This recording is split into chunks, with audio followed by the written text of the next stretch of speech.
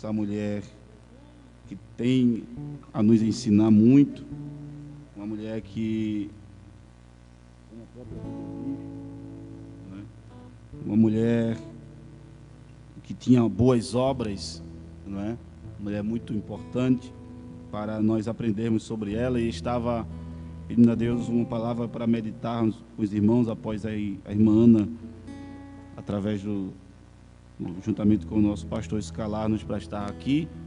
E eu fiquei pedindo a Deus uma palavra e lembrei-me de Dorcas, essa mulher que fazia muito com pouco, não é? Dorcas, que ela nos ensina uma lição muito grande.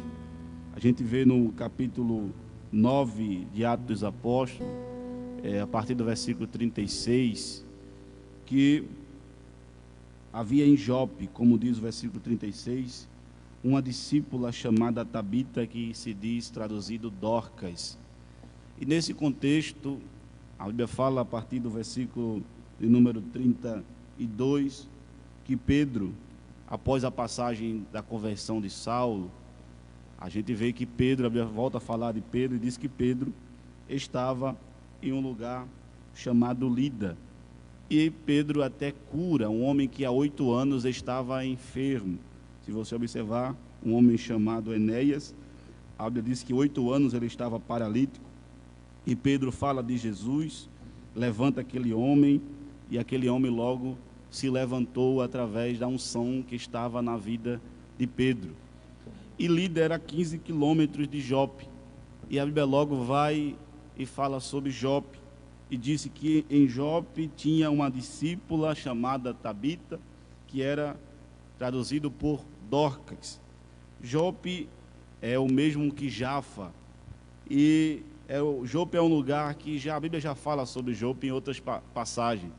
Era um porto marítimo perto de Jerusalém, uma cidade situada na costa do mar Mediterrâneo, e naquela época Jope era o principal porto da Palestina. Era um lugar que frequentemente os barcos, os navios se colocavam ali. A gente vê várias passagens, como em Jonas, capítulo 1, versículo de número 3, que Jonas, quando vai se distanciar da posição ao qual Deus tinha colocado, quando Deus manda ele para Nínive, Jonas ele desce e vai para Jope, para aquele porto, para comprar uma passagem para fugir para Tarsis. Então, Jope foi marcado através de Jonas por um lugar do distanciamento da posição que Deus tinha colocado o homem. Jope foi um lugar de fuga, né? Podemos dizer assim. É marcado pela fuga de Jonas. Mas a gente também vê em 2 Crônicas, capítulo 2, versículo 16, falando sobre Jope também, como vemos em Esdras, capítulo 3, versículo 7, quando se fala da reconstrução do templo, a construção do templo, no livro de Esdras, e diz que Jope, aquele porto, foi o lugar onde cedros do Líbano foram enviados para reconstruir o templo, para fazer o templo que está escrito lá no livro de Esdras.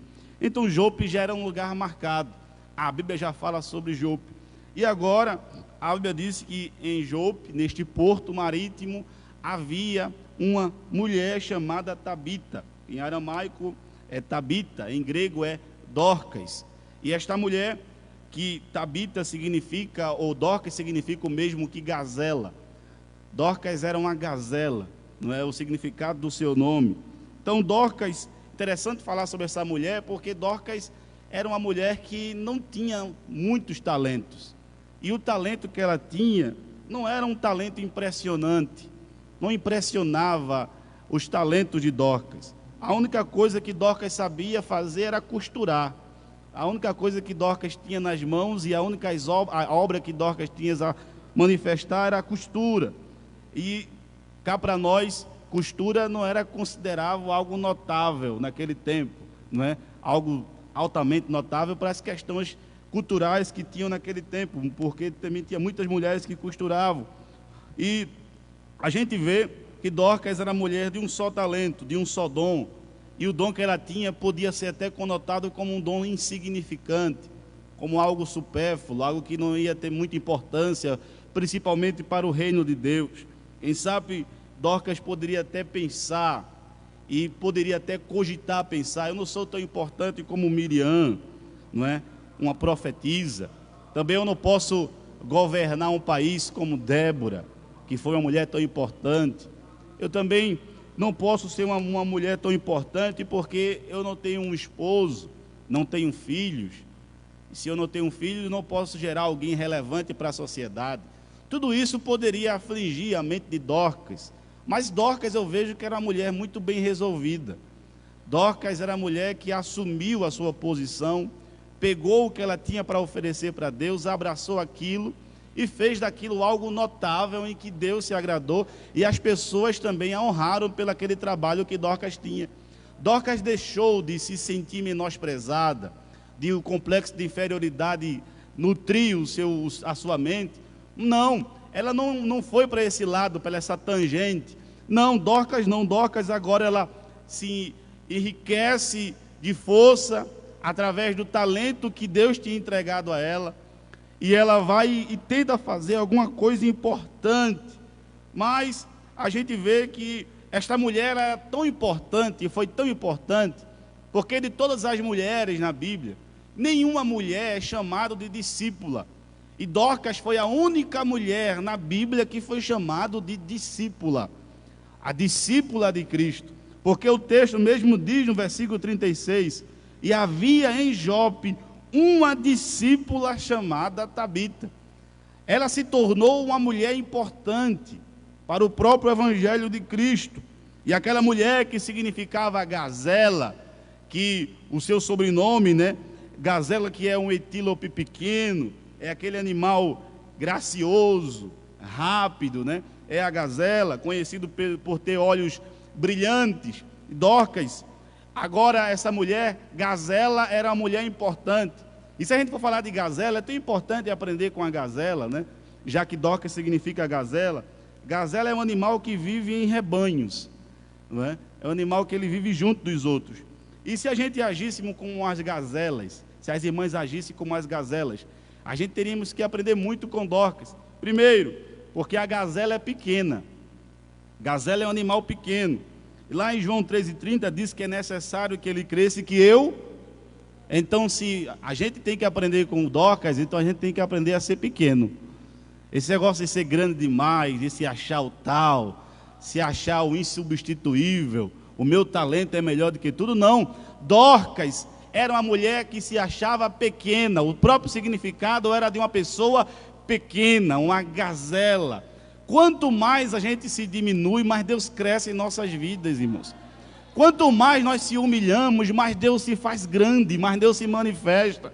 Deus gosta dos humildes, Deus ama os pequenos, Deus gosta de trabalhar nos humilhados, naqueles que muitas vezes se acham nada.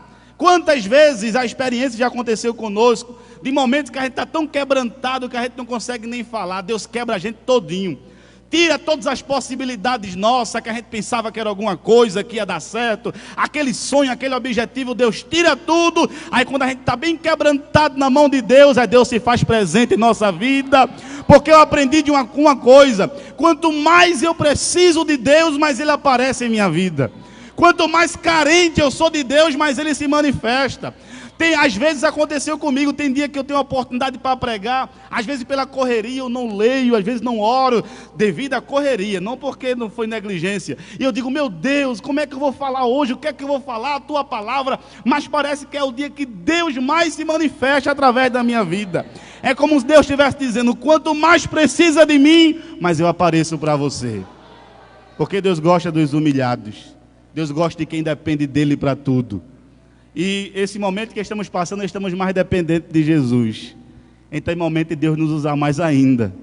Glória a Deus. E gazela é pequeno. A gazela também é graciosa. Porque você vê que a gazela é um animal gracioso. Pouquíssimas pessoas, ou quase nenhuma, diz que a gazela é um animal feio, não é? Gazela é um animal bonito, gracioso. Não é que as pessoas têm vontade de observá-lo. Não tem medo de gazela. A mulher de Deus tem que ser uma pessoa graciosa, né? Tem mulheres que, me permitam, né? Estou diante de muitas, né? Tem mulheres que muitas vezes ela não tem essa graciosidade, essa leveza, é fechada. Aí expõe muitas vezes um sentimento que às vezes não é, mas o que parece é um sentimento ruim, de uma pessoa que está atribulado, chateado com alguma coisa. Mas gazela é um animal gracioso, né? A alegria do coração aformoseia o rosto. E se Jesus está na tua vida, então tem que ser leve e alegre. A gente vê em Provérbios 11:16 que diz que a mulher graciosa alcança a honra, como os homens poderosos adquirem a riqueza. Mulher graciosa alcança a honra, irmão. A mulher com a sua graciosidade, ela consegue chegar mais além, não é? Ela consegue envolver o esposo, não é? Porque tem mulher que às vezes quer conquistar o esposo na ignorância, né? Mas quando ela vai com jeitinho, meu amor, meu filho. Por isso que a gente gosta de ciclo de oração, porque no ciclo de oração é esse lado sentimental, esse lado das mulheres que de ser mais sensível à voz de Deus é mais aflorado. Porque mulher, ela tem esse, pode ver que a primeira mulher a aceitar Jesus, lá quando no Evangelho, né, quando o apóstolo Paulo começa a pregar, né, foi uma mulher. Então, mulher é sensível à voz de Deus.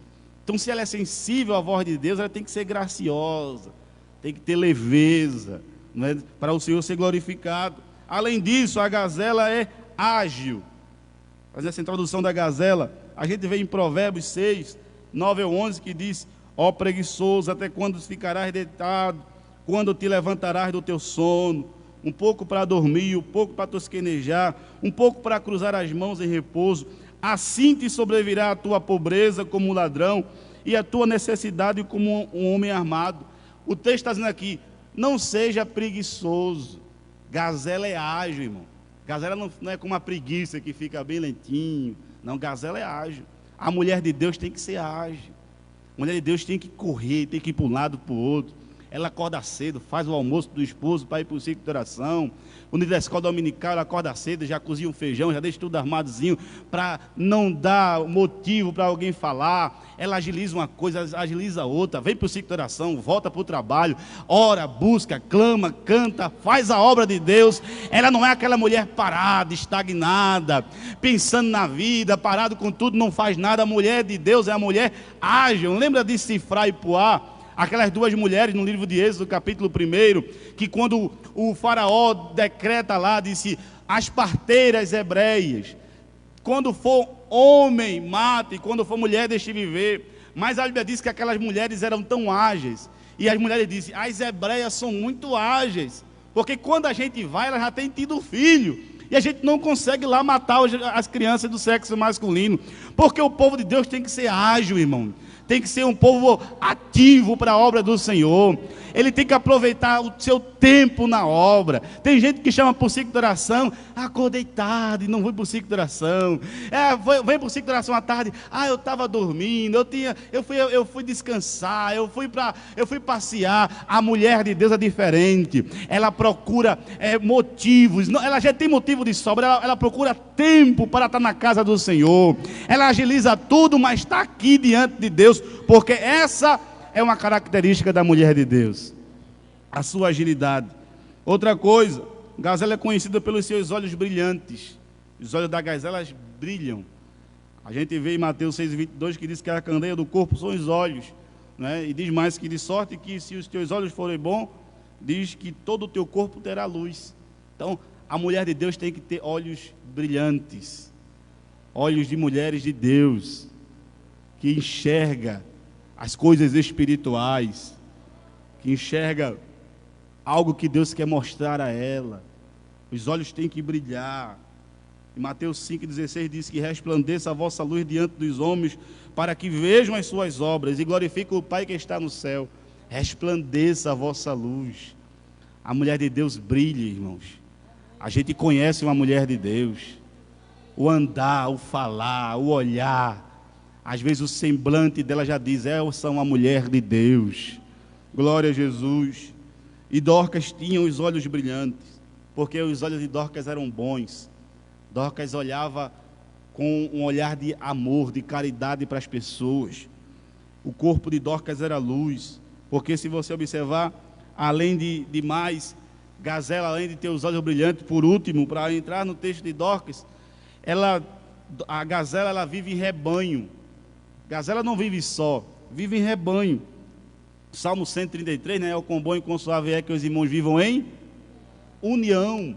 Tem gente que os cultos voltando, mas ele não tem nenhum interesse de vir para a igreja, não tem nenhum interesse de vir para a comissão. Tem gente que já faz mais de ano, né? Que não participa da comissão. Não, porque o corona é as enfermidades, mas a doença da alma é muito pior do que a física. E Salmo 122 diz: alegrei-me quando me disseram, vamos à casa do Senhor. Tenha cuidado, tenha higiene, não é? Cumpra as recomendações, mas não deixe de estar na casa de Deus, porque Jesus pode voltar agora, e nós temos que oferecer alguma coisa para Jesus. Jesus está próximo de voltar, aleluia. Se Dorcas vivesse sozinha, ia ser difícil para ela, irmãos, porque como é que as pessoas iam interceder por ela? Porque quando os Dorcas morre, o que é que acontece? As viúvas trouxeram, as pessoas trouxeram as obras de Dorcas, porque Dorcas vivia em comunhão com as pessoas. Tem gente que quando passa necessidade, às vezes quando vive de forma isolada, ele fica reclamando: ninguém me visita, ninguém vem na minha casa, ninguém apareceu. Por quê? Porque ele se isola, vive uma vida isolada. Às vezes reclama porque as pessoas não estão sendo amigos dela, não estão a visitando ela, porque você se isolou naquele seu mundo, e as pessoas automaticamente se afastaram de você. Mas quando você está próximo dos seus irmãos, quando você ajuda as outras pessoas, você estende a mão para os outros, quando você precisar, pode não ser todos, mas alguns vão lembrar disso e vão te ajudar também. Porque é bom viver em rebanho, é bom estar no meio dos nossos irmãos. Nós somos ovelha, e ovelha não é para estar só, ovelha é para estar junto com nossos irmãos. Por isso que nossa irmã disse: como é bom estar na casa de Deus. Porque eu estava na igreja esses dias fazendo um culto live, né? É bom, mas é melhor estar aqui no meio dos nossos irmãos, porque nós somos feitos para estar juntos, adorando o nome do Senhor Jesus. Aleluia. Mas se você observar a vida de Dorcas, redobre a sua atenção, que eu estou perto de encerrar, mas eu quero trazer uma palavra para o teu coração, que o Espírito Santo falou para mim. E Dorcas era uma mulher que, por ser gazela, ela tinha uma peculiaridade, que ela era calada, de silêncio. Dorcas não falava muito, mas quem sabe quando o culto terminava, Dorcas não era aquela mulher que tinha a oportunidade de cantar, de pregar, mas quando o culto terminava, ela ia para a sua casa, pegava a sua agulha, né, e começava a costurar. Enquanto muitos falavam, Dorcas fazia, né? Dorcas praticava o amor, praticava, não é, o verdadeiro evangelho. Dorcas estava lá, trabalhando, não é, com as suas roupas, porque Jope era um porto marítimo, e os marinheiros que iam nos navios, muitas das vezes não voltavam, devido aos náufragos. E tinha muitas viúvas e filhos órfãos naquele porto. Por isso, Dorcas resolveu usar o seu talento para ajudar aquelas viúvas, aquelas mulheres necessitadas. E Dorcas, quando vê que muita gente precisava de ajuda, Dorcas decide ajudar. Mas no versículo 37, a Bíblia diz que Dorcas adoeceu. E o versículo diz que e aconteceu que, enfermando, Dorcas morreu. Dorcas adoece, e quando Dorcas adoece, Dorcas morre. Dorcas, aquela mulher que tinha muito serviço prestado. E o que acontece é que a Bíblia diz que no meio da sua vida de trabalho, de fazer o que era certo, sobreveio este mal sobre a vida de Dorcas. No versículo 37 ainda, a Bíblia diz que, e tendo-a levado, depositaram no quarto alto. Os amigos de Dorcas, os crentes daquela igreja, quando Dorcas adoece, não desistiram de Dorcas. Quando os Dorcas morrem, não desistiram de Dorcas. Pegaram Dorcas e colocaram Dorcas no quarto alto, lá em cima. Vamos colocar Dorcas no quarto alto. O corpo jazia no quarto alto, mas o espírito de Dorcas estava nas câmaras. Dorcas estava lá no quarto alto. Irmãos, como é bom ter amigos que nos colocam no quarto alto, que não desiste de nós. Porque a notícia que vem de baixo é notícia de morte, mas a notícia que vem de cima é notícia de vida. É bom, irmãos, estarmos no quarto alto. Jesus está dizendo para mim e para você nesta manhã, você que está ouvindo esta palavra, os noticiários é só morte, aumentando o índice, a quantidade de mortos, mas Deus está dizendo, coloca as tuas questões impossíveis no quarto alto, coloca a Dorcas da tua vida no quarto alto, e lá de cima vem um socorro. O salmista disse, eleve os meus olhos para os montes, para os lugares altos, e de onde me virá o socorro? Meu socorro vem lá de cima. O meu socorro vem do Senhor que fez os céus e a terra. Se a gente desistir é colocar no quarto de baixo, irmãos, é colocar no sepulcro, é enterrar, não tem possível para nós, coloca no quarto alto, coloca lá em cima, diz, Senhor, é o Senhor que pode me dar vitória, é o Senhor. Falando para você nesta tarde, desta manhã ainda, coloque as tuas questões impossíveis diante de mim, que eu vou agir da forma que eu quero. Oh, aleluia. Interessante que colocaram Dorcas lá no quarto alto, aí correram, disse, aonde soubemos que Pedro está aqui. Pedro está em Lida, 15 quilômetros de Jope. Aí disse, vamos chamar Pedro, um homem de Deus, o pastor da igreja está lá em Lida, vamos chamar ele. Correram, foram lá chamar, não desistiram de Dorcas. Vamos chamar ele, vamos chamar Pedro. E a Bíblia diz que Pedro estava lá em Lida, sudoeste de Jope. Aquilo que era impossível para os médicos, porque já era tarde para os médicos, já era tarde para a medicina, mas para um homem cheio do Espírito Santo não era tarde. Eles não foram chamar um médico porque a mulher já estava morta, foram chamar um homem cheio de Deus. Foram chamar um homem cheio do Espírito Santo e disse, homem de Deus, vem cá, Dorcas está enfermo. Se você observar no versículo 39, a Bíblia diz que mostraram as túnicas a Pedro, pegaram as obras dela. Olha que mulher, irmãos, essa mulher a gente tem que aprender muito com ela.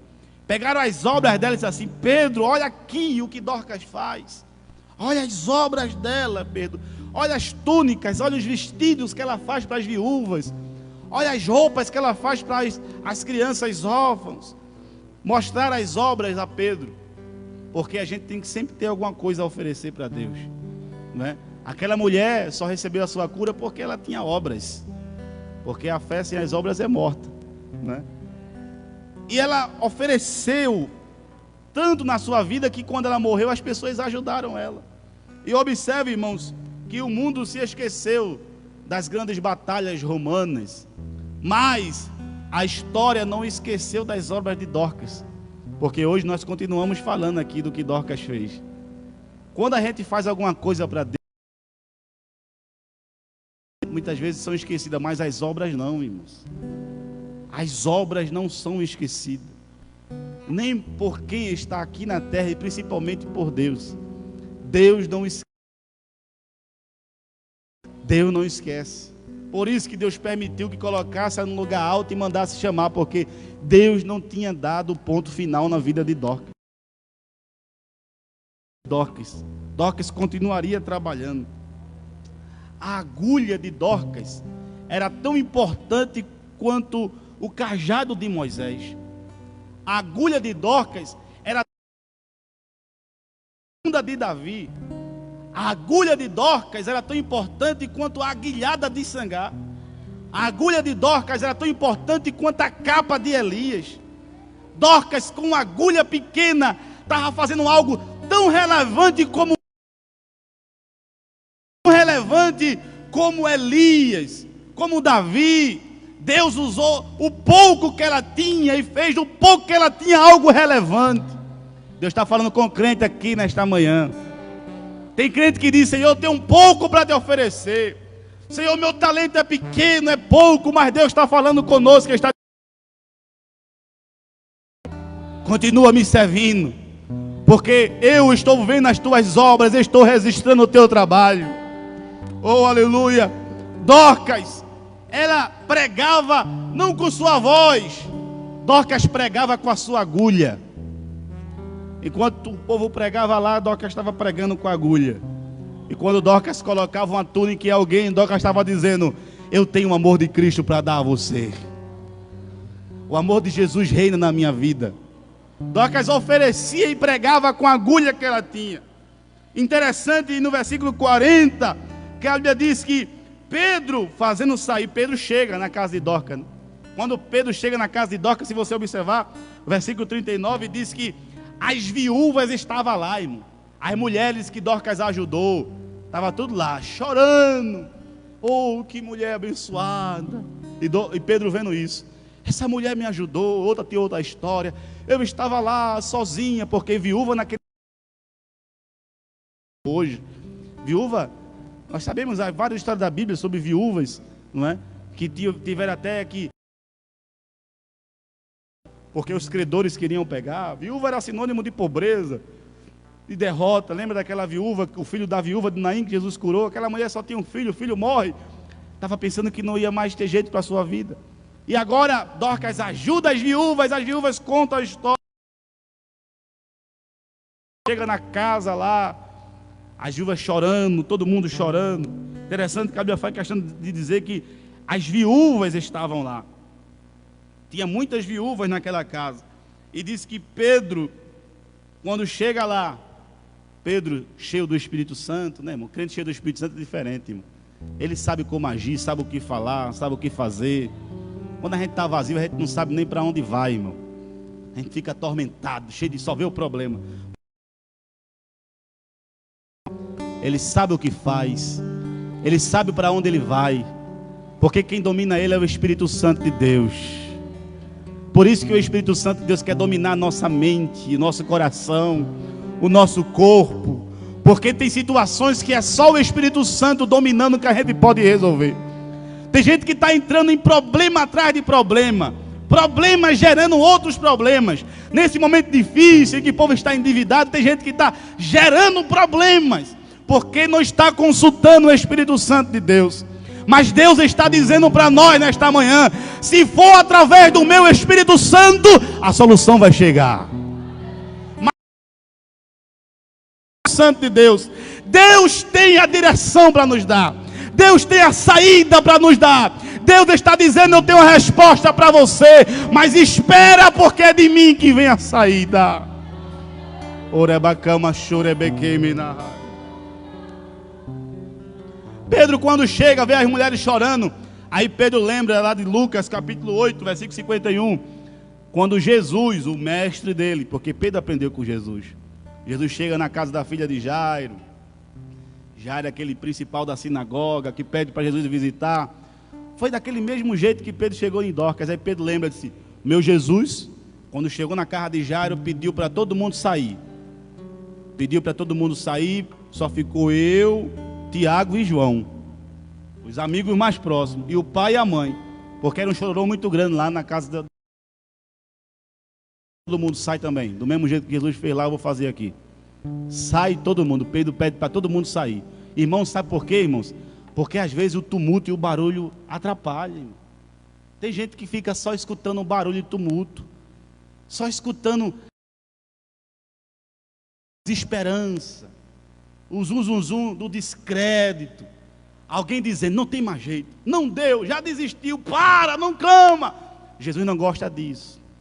Jesus gosta, tem hora que é o silêncio, é você e ele.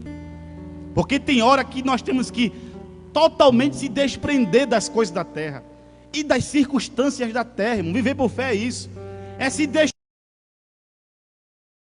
físicas, cotidianas, porque é de cima que vai vir a solução. Se você ficar olhando o extrato da sua conta bancária, se você ficar olhando o laudo médico, se você ficar olhando as pessoas que estão na tua casa dizendo: não tem mais jeito, mãe, não tem mais jeito para o meu pai, não tem mais jeito para o seu esposo, não tem mais jeito para o teu filho, não tem mais jeito para esse sonho, você vai parar na caminhada. Mas Deus está dizendo para nós nesta manhã: é em silêncio, é eu e você, é você e eu, é nós aqui que vamos resolver essa situação. Quando for falar com Deus, fecha a porta do teu quarto. Jesus disse isso. Tem gente que está perdendo o altar da adoração, da comunhão dentro de casa. Antes orava muito dentro de casa, descia na madrugada, o lugarzinho já era marcado lá, ou o quarto, a sala, ou a despensa, ninguém sabe qual era.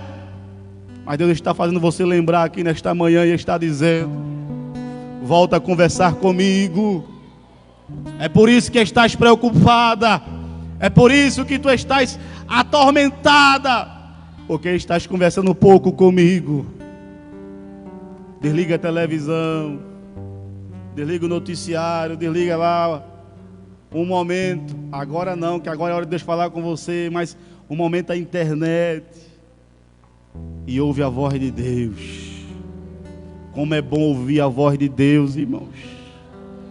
Como é bom ouvir Jesus falar conosco. Tem hora que a gente está orando e a gente começa a falar com Jesus, mas tem hora que os assuntos acabam, a gente fica em silêncio, a gente começa a gemer. E eu sei que já aconteceu com você. Jesus chega para nós e diz assim: meu filho, agora é a hora de eu conversar contigo. Porque a oração é diálogo, a gente começa falando com Ele, depois Ele fala com a gente. E através do Espírito Santo e em Espírito, a gente está de joelho muitas vezes, e Deus está falando aos nossos corações.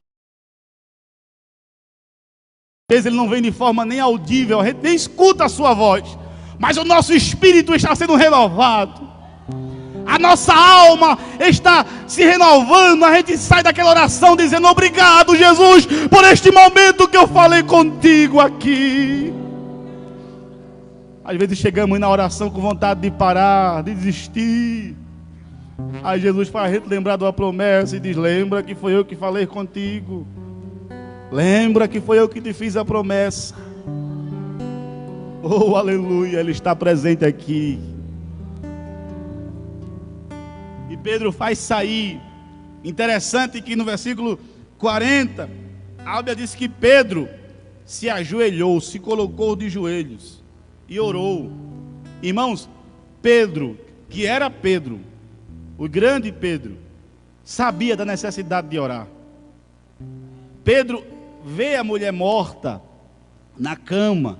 Aí Pedro fica num lugar distante e se ajoelha. Foi orar. Eu acho que a oração de Pedro é: Senhor, vem cá neste quarto, ressuscita esta mulher. Eu não posso, mas tu pode. Eu não tenho poder, mas o Senhor tem o poder. Pedro dobra o joelho e fica orando. E se você observar no versículo 40 ainda, a Bíblia diz que Pedro levanta. Diz que voltando-se para o corpo, Pedro agora volta. Agora, irmão, eu acredito que Pedro recebeu um sinal. Se volta para o corpo. E a Bíblia diz que ele diz, né? Talita ou Tabita, levanta-te. Irmãos, Pedro estava imitando Jesus, irmão. Porque Jesus, quando chegou na casa de Jairo, Jesus tirou todo mundo, Pedro tirou todo mundo. Jesus só mudou uma palavra. Jesus disse assim: Talita cumi. Aí Pedro diz assim: Tabita, levanta-te. Que cume é levanta. Pedro fez a mesma coisa que Jesus fez. Se com o meu Jesus deu certo, eu tenho que imitar ele, eu vou fazer o que? Agora Pedro vem.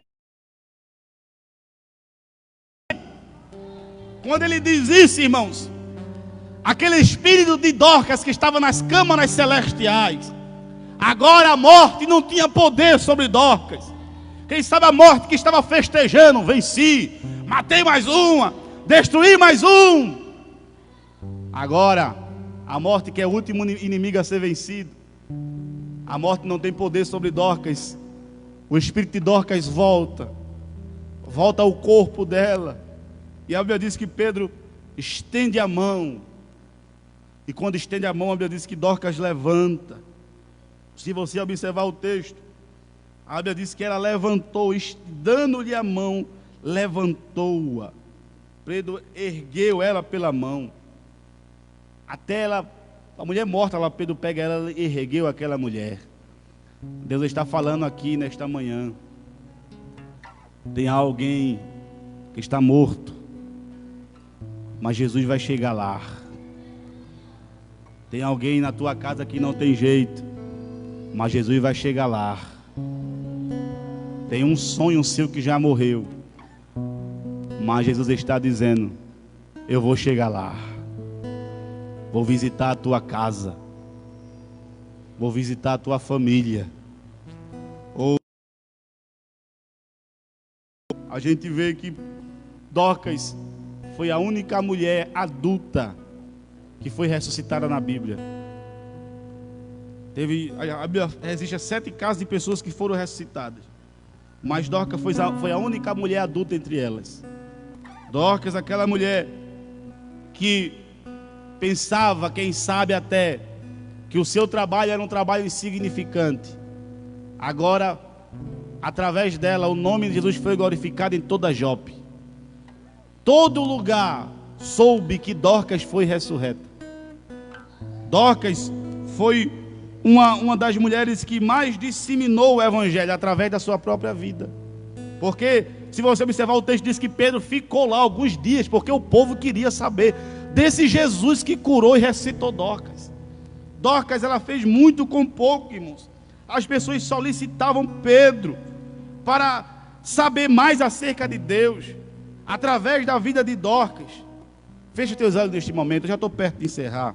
Você que está em casa, você que está aqui, não vou mais além, mas Deus está falando aqui conosco nesta manhã. Tem Dorcas aqui nesta manhã.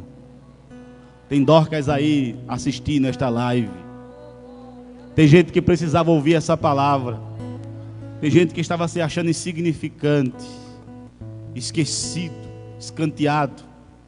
Tem gente que já achou que Deus virou a página e disse que não quer mais ele, não quer mais ela.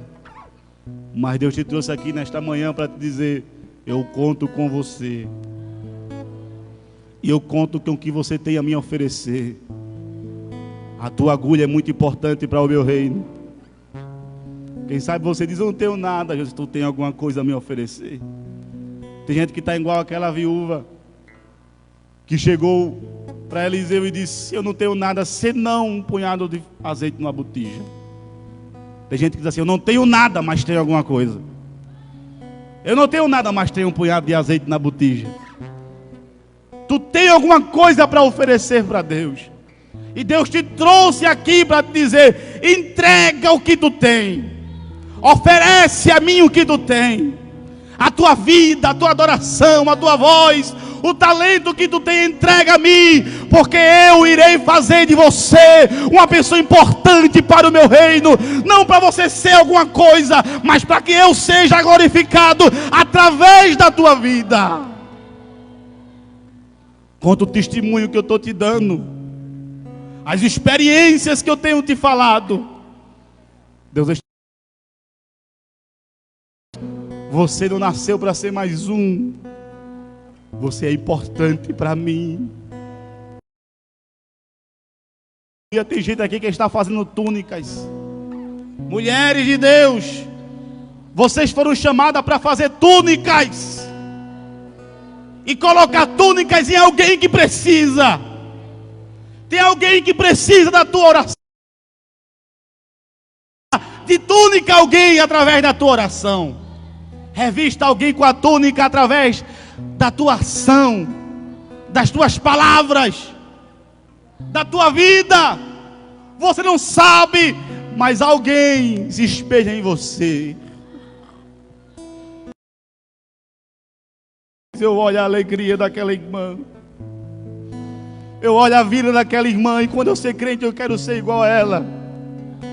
E o Espírito Santo está dizendo: continua. Continua, porque tu estás revestindo de túnica alguém. Fica de pé neste momento. Glória a Deus. Glória a Deus. Glória a Jesus. Se você puder levantar sua mão para cima assim, seja aqui ou seja em casa também. Deus, neste momento, me faz fazer uma oração por nós que estamos aqui, que está assistindo. E está dizendo: eu vou te entregar algo nesta manhã. Deus vai descer algo sobre alguém aqui nesta manhã. E está dizendo, através disto que eu vou lhe entregar, eu vou abençoar muitas vidas. Porque eu te chamei para ser uma bênção. E um abençoador. Tu serás uma bênção para outros também. Tu abençoarás outro também. Oh, não se cale. Não se ausente da presença de Deus. Não fuja do propósito de Deus para a tua vida. Mesmo que você não esteja notando, mas tem alguém observando as tuas ações. Tem alguém que está vendo o teu trabalho. Alguém feliz. Renovada a esperança de alguém. E para provar que eu sou Deus que falo contigo nesta manhã, eu te revisto de uma unção, de uma ousadia especial da minha parte. Recebe alegria nesta manhã, recebe força nesta manhã, recebe graça nesta manhã, porque é você fazendo a minha obra e eu cuidando da tua família. É você fazendo a minha obra e eu cuidando da tua saúde. É você fazendo a minha obra e eu cuidando do teu futuro. Nada vai acontecer na tua casa, pois está sustentada na oração.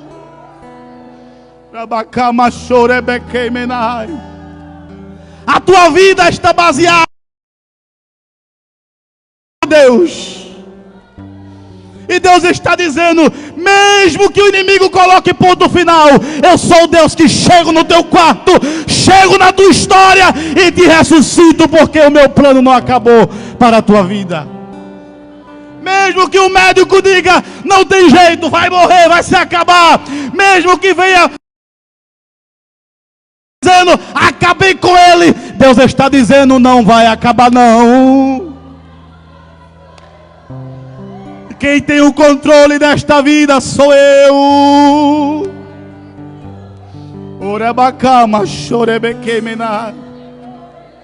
Deus te envolve com cordas de amor nesta manhã e está dizendo, você está amarrado com cordas de amor. É o meu amor. É o meu amor que tem te acobertado. É a minha graça que tem te protegido. Você não era para estar mais aqui, mas a minha misericórdia te alcança.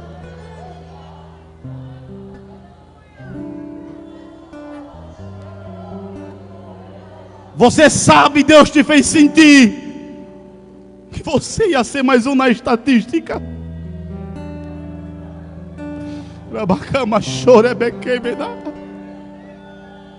Deus te mostrou que você não era para estar aqui. O inimigo ceifou até fechar. Acabei com ele naquele dia que você caiu deitada, adormecida. O inimigo disse, é hoje.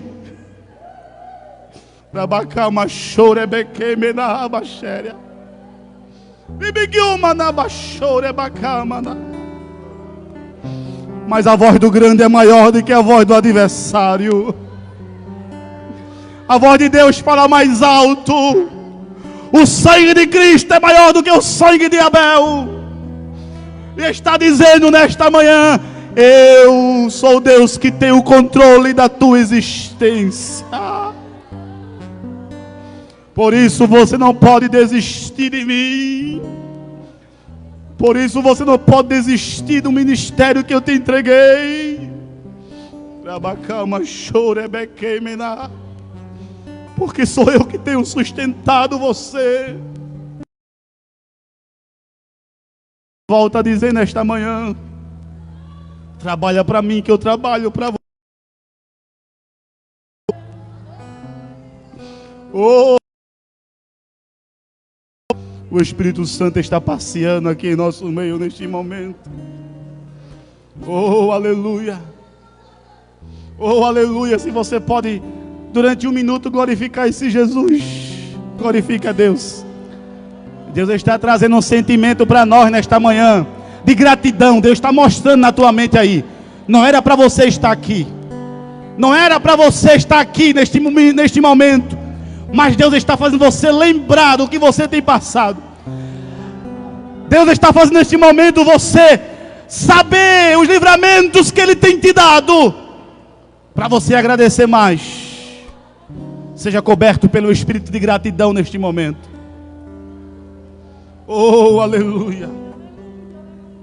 Oh, aleluia.